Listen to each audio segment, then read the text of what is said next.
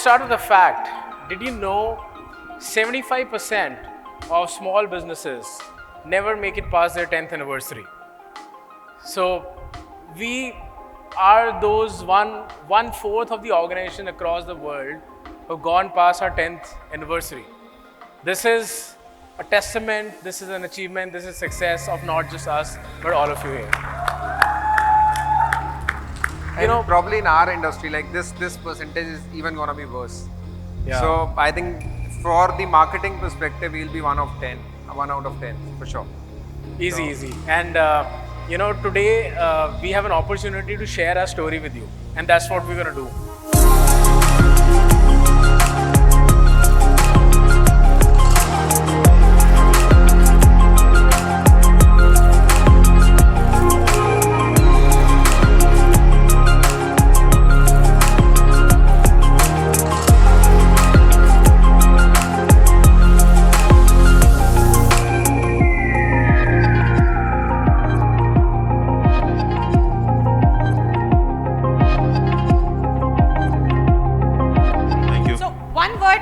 Mentioned persons without thinking much. Okay, Siddharth. ज़्यादा बोलता है. Parul Sharma. लड़ाई करती है. Sameer. Sorry. तू बेवकूफ है, इसमें तेरी कोई खता नहीं. मुझे तुझसे प्यार कितना है ये तुझे पता नहीं. Office crush. चली गई छोड़ के. कौन? ठीक हुई. कौन? ये राज भी उसके साथ चला गया.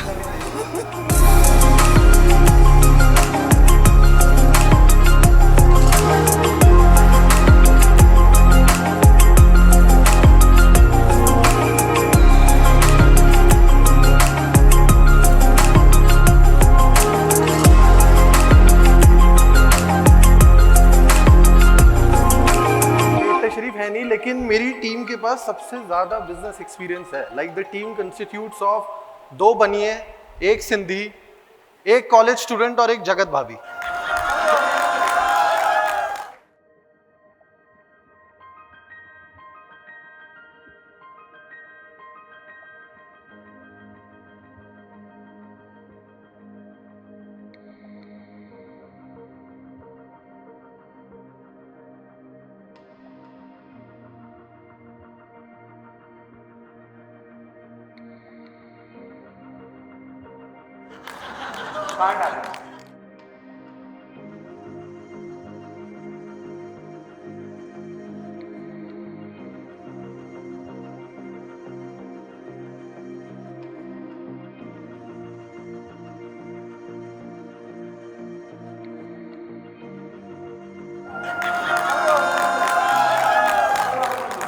Talent acquisition and retention. So talent acquisition and retention are critical components of organization success, and we are really grateful to hire very talented people who are with us today. You know, there is no other picture that I could find to really depict the journey. A lot of time, you know, when you begin, people talk about entrepreneurship or business is a ladder which you're climbing. But in reality, what we experience and what we really think is basically like climbing a mountain. It's not ladders. There are lots and ups and downs, but you never go back down. It's like you're moving up and up. There are downs in the journey, but you're always moving up. And you know, we thought of having a roller coaster here, but roller coaster doesn't really depict it. A lot of people say entrepreneurship is a roller coaster ride because it goes up, it goes down, but at the end of the day, roller coaster also comes back down. I don't think entrepreneurship is like that. It's What Vipul said is really right, but you know, with everything that we crossed in our journey, you know, we thought, okay, this is it. But the more we looked, the more we saw that we are just getting started. And now that even I look back and see from the journey that we've started, I just feel that we're just getting started.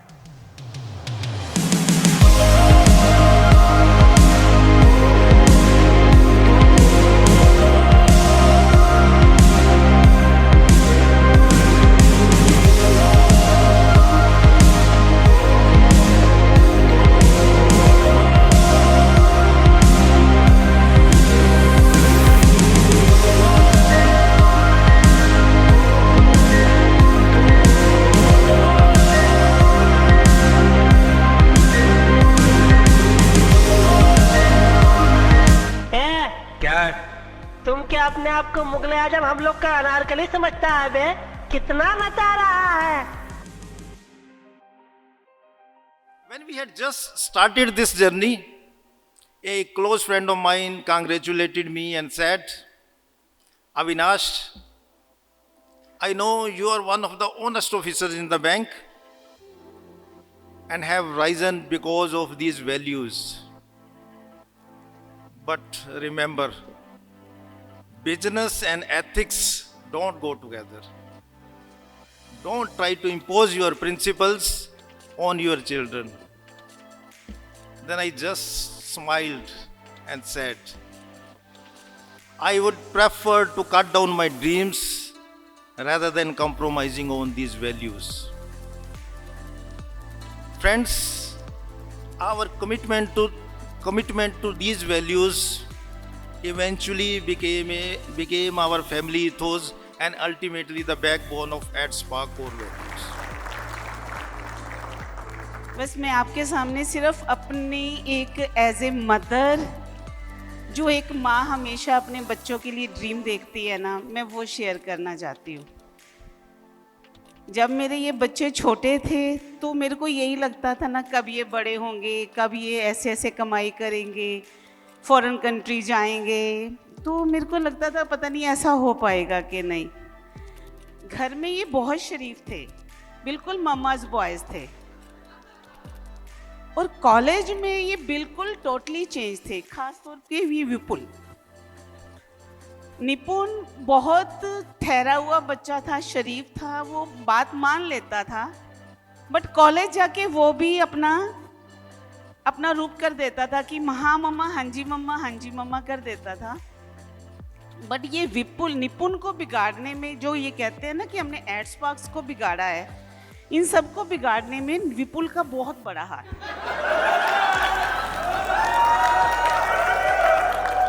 मेरे को याद है कि जैसे निपुण का dream तो मेरा था ना कि मेरे बच्चे आईटी कंपनी में जॉब करें, बट एज ए मदर जब आपका बच्चा जॉब के लिए जाता है ना, तो आपके लिए वो बहुत मुश्किल होता है। मेरे को याद है वो दिन आज भी, जब निपुण पहले दिन इसको हम लोग नोएडा के लिए इसको सी ऑफ करने बस स्टैंड गए थे, मेरे को याद है कि मैं पूरा महीना नहीं सो पाई थी। ये हर फ्राइडे मेरे लिए घर आता था और हर संडे में इसको रो के विदा करती थी। एक दिन इसने मेरे को कहा कि मम्मा ये मेरे लिए बहुत डिफ़िकल्ट है, मैं हर वीकेंड नहीं आ सकता, प्लीज़ आप स्ट्रॉन्ग हो जाओ ना, मैं 15 दिन के बाद आऊँगा।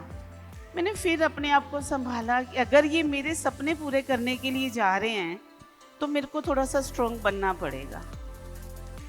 ठीक है, अपने मन को समझाया। ये 15 दिन के बाद फिर इसने 22 दिन बाद आना शुरू कर दिया। ये मेरे को स्ट्रॉन्ग करता गया, बट वहाँ जाके ये अपने इंजॉय करते रहे, जॉब भी करते रहे और अपना इंजॉय भी करते रहे। और मेरे को ये कहते रहे कि मम्मा आप स्ट्रॉन्ग बनो। ये बाद में पता चला ये इनकी वहाँ पार्टीज होती है, इनका अपना एक ग्रुप बन चुका था।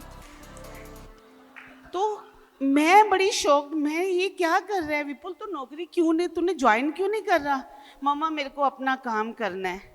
मैंने कहा भाई कहाँ से करेगा, पैसे तो है नहीं, कहाँ से करेगा? बट इसका यही सोचती कि मेरे को अपना काम करना है। और सबसे ज़्यादा सपोर्टर इसके पापा, जो इनको कहते नहीं बच्चा keep it up, keep it up. और मैं इतनी टेंशन में कि कैसे करेगा।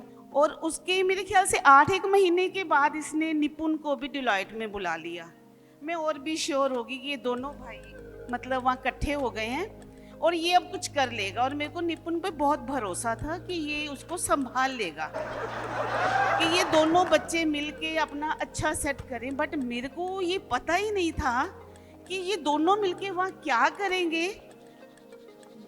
मेरे ख्याल से 1 ईयर से पहले इसने 11 मंथ में ये रिज़ाइन दे के वापस आ गया कि मैं मम्मा जॉब छोड़ आया हूँ। और उसके 2 महीने बाद निपुण आ गया कि मम्मा मैं भी जॉब छोड़ के आ गया हूँ। और उसके 15 दिन बाद इसके पापा रिज़ाइन दे के घर आ गए।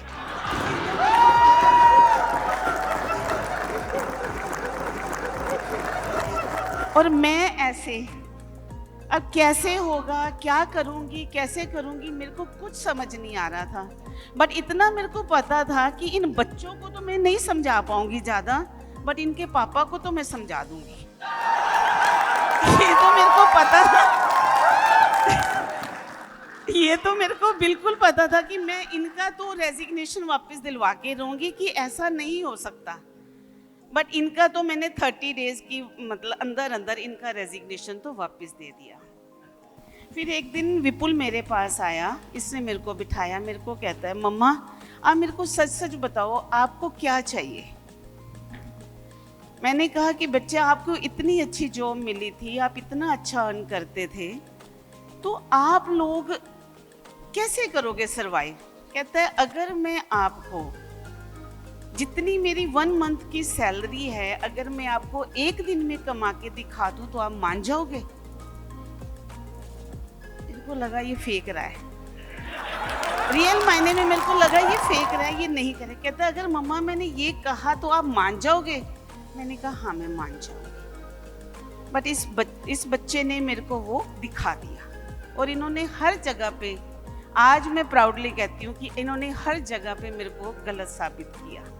मैंने कभी शायद पारुल को ये कभी भी नहीं बोला, मैं आज सबके सामने बोलती हूँ कि एक न्यूली मैरिड लड़की के लिए उसके पति का साथ, उसके पति मतलब उसके ड्रीम्स, उसका सब कुछ होता है। उसने, इस लड़की ने कभी भी शिकायत नहीं करी उस दिन से लेके जब तक हमारा बिजनेस एक लेवल तक नहीं पहुंचा।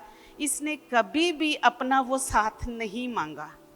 इसने अपनी सर्विस, घर, विपुल, निपुण सबको इसने साथ दिया और इसने इतना सेक्रीफाइस किया। Love you Parul, thank you so much, thank you so much. फिर एक डर आया एक माँ की, माँ होने के नाते, कि एक बहू है, एक बहू के साथ तो मेरा सेटिंग बैठ गई। अब दूसरी आएगी तो दूसरी के साथ पता नहीं ये दरानी जिठानियां दी बननगी कि नहीं बनेगी, ये लड़नगियाँ, ये किवें करनगियाँ। मेरे मतलब कर्म अच्छे हैं जो मेरे को ये मेरे 2 बेटे और ये 2 मेरी लक्ष्मियाँ मेरे को मिली हैं। मतलब जिसको कहते हैं ना कि एक इंसान तृप्त हो जाता है ना अपनी लाइफ में, आज मैं फुल्ली तृप्त हूँ। क्योंकि आज मेरी इन दोनों लड़कियों ने मेरे दोनों बच्चों के साथ चल के, उनके कदम से कदम मिला के, इन दोनों ने बहनों की तरह रह के अपने आप को ऐसा प्रूव कर दिया कि आज मेरे को मेरे बेटों से भी ज़्यादा मेरी बेटियां प्यारी हैं।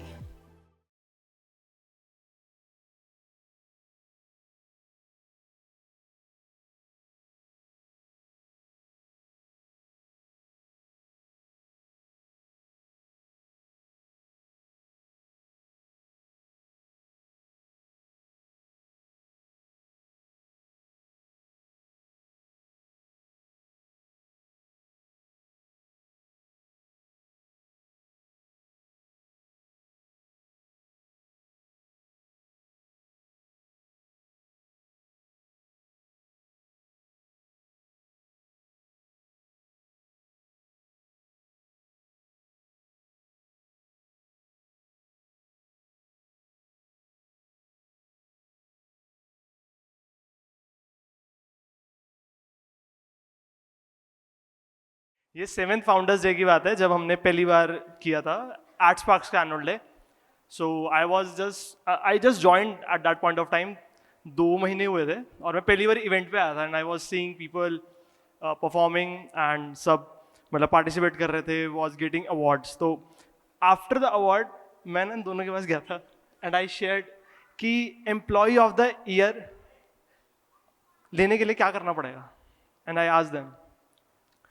तो उन्होंने बोला कि कुछ वो करना पड़ेगा जो इससे पहले किसी ने ना किया हो. एंड तो मैंने कहा था कि रैंडम थॉट था कि 10th एनिवर्सरी पे मेरे को एम्प्लॉय ऑफ द ईयर चाहिए ही चाहिए. और एक और थॉट था कि फाइनेंस टीम के लिए भी कुछ ना कुछ चाहिए. तो we got the best team award, we got the best performance award and employee of the year award. Like